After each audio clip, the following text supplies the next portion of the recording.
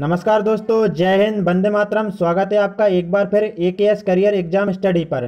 तो दोस्तों, जैसा कि आप सभी को पता है कि हम पर्यावरण के NCERT के महत्वपूर्ण प्रश्न कर रहे हैं। तो दोस्तों, 8 से लेकर 10 वीडियो आएंगी जीव जंतु से संबंधित महत्वपूर्ण प्रश्न हैं, जो कि CTET या जो भी टेट एग्जाम में उसमें नंबर गेन करने में काफ़ी हेल्पफुल रहते हैं। चलिए दोस्तों, वीडियो को शुरू करते हैं। वीडियो शुरू करने से पहले आप सभी लोगों से एक छोटी सी रिक्वेस्ट है कि जिन्होंने भी चैनल को सब्सक्राइब नहीं किया है वह सब्सक्राइब कर लें और लाइक करें, और साथ ही साथ बेल आइकन को प्रेस करें ताकि आपको नोटिफिकेशन टाइम पर मिल सके, और साथ ही साथ अपने व्हाट्सएप ग्रुप में 10 से 12 लोगों को शेयर भी करें। तो चलिए दोस्तों, शुरू करते हैं। आज हम सबसे पहले मधुमक्खी के बारे में पढ़ेंगे। मधुमक्खी के बारे में पहला पॉइंट है, छत्ते में एक रानी मक्खी अंडे देती है। दोस्तों, क्या होता है, जो छत्ता रहता है मधुमक्खी का, उसमें सिर्फ और सिर्फ रानी मक्खी ही अंडे देती है। नर व मादा दोनों प्रकार की मक्खियां छत्ते में रहती हैं। बिल्कुल। मधुमक्खियों को लीची के फूल से मधु अधिक मात्रा में मिलता है। दोस्तों, सीधा प्रश्न बन जाता है कि मधुमक्खियों को सर्वाधिक मधु कौन से फूल से मिलता है। तो दोस्तों, राइट आंसर क्या होगा इसका, लीची के फूल से। काफ़ी इंपॉर्टेंट है, याद रखना इसको।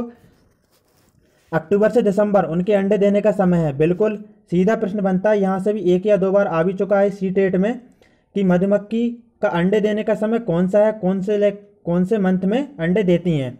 तो दोस्तों, इसका राइट आंसर क्या होगा, अक्टूबर से लेकर दिसंबर। काफ़ी इंपॉर्टेंट है, इसे भी याद रखना, नोट कर लेना। लीची के फूल फरवरी में खिलते हैं। जैसा कि हमने अभी देखा था कि लीची के फूल से सर्वाधिक मात्रा में मधु मिलता है। तो जो लीची के फूल रहते हैं ना, वह कब खिलते हैं, फरवरी में खिलते हैं। जब किसी मक्खी को रस मिल जाता है तो वह इस तरह नाचती है जिससे दूसरी मक्खियों को भी पता चल जाता है कि रस वहाँ पर है। जब किसी एक मक्खी को रस मिल जाता है तो वह इस प्रकार से नाचती है कि सभी मधुमक्खियाँ जो भी रहती हैं उसके आसपास सभी को पता चल जाता है कि रस यहाँ पर है। नर मक्खी छत्ते के लिए ज़्यादा काम नहीं करती है। बिल्कुल, काफ़ी इंपॉर्टेंट पॉइंट है दोस्तों, नोट कर लेना। नर मक्खी छत्ते के लिए ज़्यादा काम नहीं करती है। मधुमक्खियों से जो शहद रहती है, शहद तो प्राप्त होती है, साथ साथ में उससे हमको मोम भी प्राप्त होता है। अगला देखेंगे दोस्तों, पूरे विश्व में मधुमक्खियों की कितनी प्रजातियां हैं। तो पूरे विश्व में मधुमक्खियों की 20,000 से ज़्यादा प्रजातियां पाई जाती हैं। एक स्वस्थ मक्खी का जीवन काल 45 दिनों का रहता है। काफ़ी इंपॉर्टेंट है दोस्तों, ये दोनों पॉइंट आप काफ़ी अच्छे से नोट कर लेना और 3 स्टार लगा लेना, क्योंकि आ सकते हैं यह। अब चींटियों के बारे में पढ़ेंगे। मधुमक्खियों के बारे में तो देख लिया है, रानी चींटी अंडे देती। बिल्कुल, इसमें भी रानी चींटी क्या करती है, अंडे देती है। उसमें रानी मक्खी अंडे देती थी मधुमक्खियों में। चींटियों के शरीर में फेफड़े नहीं होते हैं। काफ़ी इंपॉर्टेंट पॉइंट है दोस्तों, नोट कर लेना और 3 स्टार लगा लेना। यहाँ से प्रश्न बनता ही है, 1 या 2 NCERT से CTET जो भी टेट एग्जाम है ना, सभी में चींटियों के शरीर में क्या नहीं होते, फेफड़े नहीं होते हैं। पृथ्वी पर लगभग 12,000 चींटियों की प्रजातियाँ पाई जाती हैं। कितनी पाई जाती हैं, 12,000। ये दोनों पॉइंट काफ़ी इंपॉर्टेंट हैं। सिपाही चींटी बिल का ध्यान रखती हैं। बिल्कुल, जो सिपाही चींटी रहती है ना, वह बिल का ध्यान रखती हैं। जो काम करने वाली चींटियाँ होती हैं वह भोजन ढूंढकर बिल तक लाती हैं। बिल्कुल इंपॉर्टेंट पॉइंट्स हैं। ये देखिए, चींटियों का झुंड। जो चींटियां रहती हैं ना दोस्तों, चींटियां अपने भार का 20 गुना वजन उठा सकती हैं। काफ़ी इंपॉर्टेंट पॉइंट है दोस्तों, स्टार लगा लेना, IMP लगा लेना, क्योंकि यहाँ से प्रश्न बनते ही हैं। 1-2 बार आ भी चुका है। तो कैसा आएगा प्रश्न कि चींटियां अपने भार का कितना गुना वजन उठा सकती हैं। तो राइट आंसर क्या होगा, 20 गुना। काफ़ी इंपॉर्टेंट है, याद रखना इसको। चींटियों के कान नहीं होते हैं। दोस्तों, कितना इंपॉर्टेंट पॉइंट है, काफ़ी ज़्यादा है, क्योंकि यहाँ से प्रश्न आते ही हैं। बार बार कह रहा हूँ, चींटियों के जो कान रहते हैं ना, वह होते ही नहीं हैं। अधिकांश चींटियाँ पानी के भीतर लगभग 24 घंटे तक जीवित रह सकती हैं। पानी के भीतर भी चींटियाँ 24 घंटे तक जीवित रह सकती हैं। अब हाथी के बारे में पढ़ेंगे। यहाँ से भी आ जाता है प्रश्न कभी कभी। हाथी का वैज्ञानिक नाम क्या है। हाथी का वैज्ञानिक नाम देखेंगे दोस्तों। हाथी का वैज्ञानिक नाम है एलिपस मैक्सिमस इंडिकस। क्या है, एलिपस मैक्सिमस इंडिकस है। एक बड़ा हाथी है ना, एक दिन में 100 किलोग्राम से ज़्यादा पत्ते और झाड़ियाँ खा लेता है। कितने खा लेता है, 100 किलोग्राम से ज़्यादा। यह एक बार आ चुका है प्रश्न कि एक बड़ा हाथी एक दिन में कितने किलोग्राम तक पत्तियाँ और झाड़ियाँ खा लेता है। तो इसका राइट आंसर क्या होगा, 100 किलोग्राम ज़्यादा पत्ते और झाड़ियाँ खा लेता है। 100 किलोग्राम से ज़्यादा खा लेता है।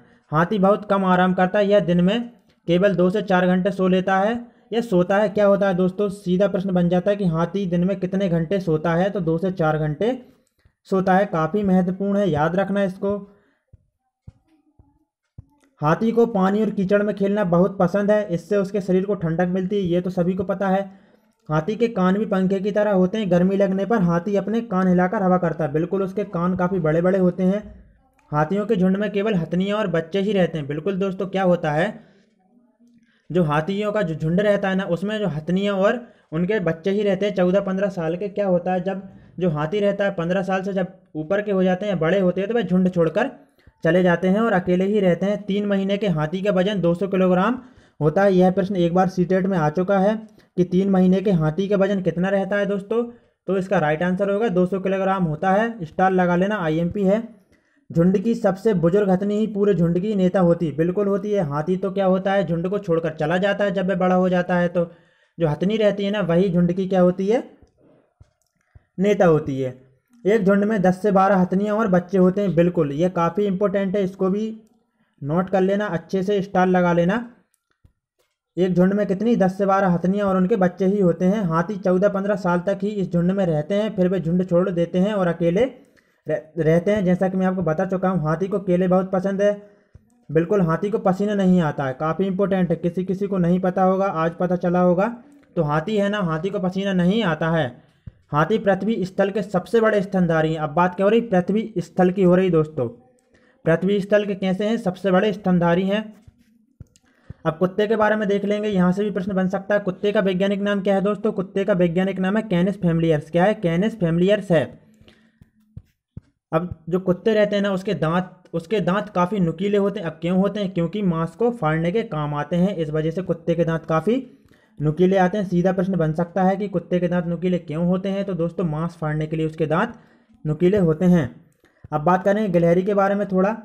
गिलहरी के दांत हमेशा बढ़ते रहते हैं। बिल्कुल दोस्तों, आपने देखा होगा गिलहरी अपने आसपास की जो भी चीज़ें रहती हैं उनको हमेशा कुतरती ही रहती है। अब क्यों कुतरती है, क्योंकि इसका रीज़न यह है कि जो गिलहरी के दांत रहते हैं ना, वह हमेशा बढ़ते ही रहते हैं।